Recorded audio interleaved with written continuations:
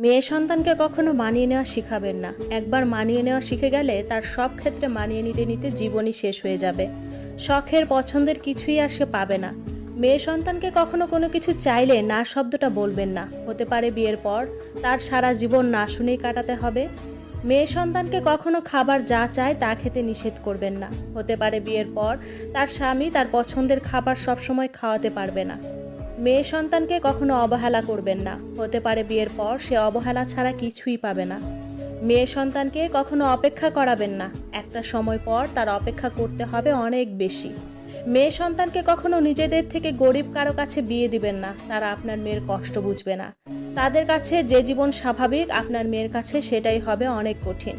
মেয়ে সন্তানকে দুনিয়ার সব সুখ দেওয়ার চেষ্টা করবেন। বিশ্বাস করুন, আপনার মতো করে অন্য পুরুষ তাকে ততটা মাথায় তুলে নাও রাখতে পারে।